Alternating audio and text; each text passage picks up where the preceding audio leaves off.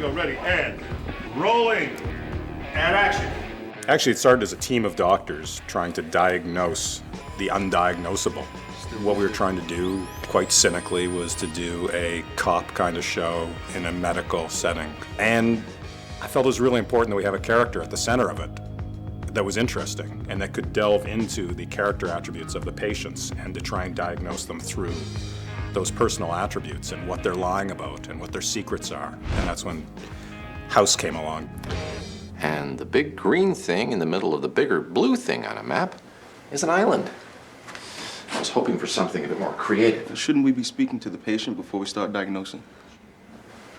Is she a doctor? No, but Everybody lies. When I first received the script to the pilot, which David Shore had written, it instantaneously appealed to me. I feel embarrassed about admitting this, but I think it appealed to me most because I find the character, in certain ways, extremely similar to myself. And when I started turning the pages and reading this character, I immediately said, I have to do this. Are you comparing me to God? I mean, that's great, but just so you know, I've never made a tree.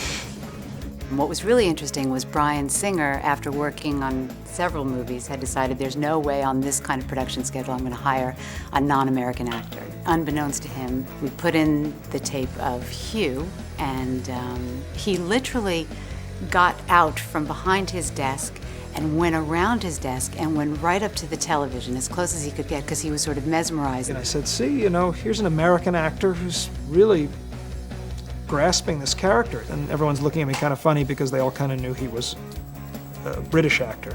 And then when we brought him in, he read opposite Omar in a scene where I'd already decided to cast him, and he read cold, flawlessly, with character and humor, and his accent gone.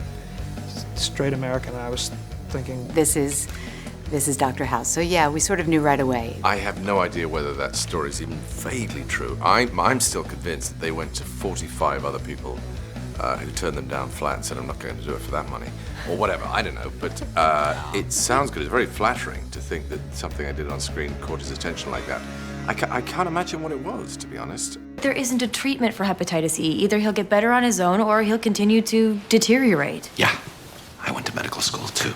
I can only say that when I read, I thought, oh, hello, there's something good going on here. I still think it was a typing error. I think they just put the wrong name on the label. Who knows? Who knows how it happened? Ready, and let's roll.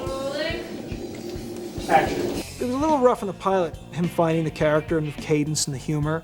One thing I try to point out is, his character's a chronic pain sufferer. He's a pill pop. So Hugh said, well, I guess if I pop too much Vicodin or whatever, I'm going to be a bit stoned when I'm working, a bit high. And I'm like, well, no, actually you're in pain most of the time. So when you take a painkiller, it actually makes your job a lot easier. It helps you focus. You may see me reach for this. This is Vicodin. It's mine. You can't have any. And no, I do not have a pain management problem. I have a pain problem. But who knows? Maybe I'm wrong. Maybe I'm too stoned to tell.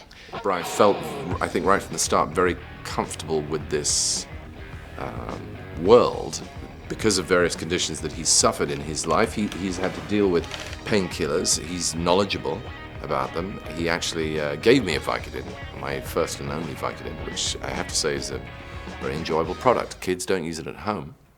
But if you are in pain, it does the job.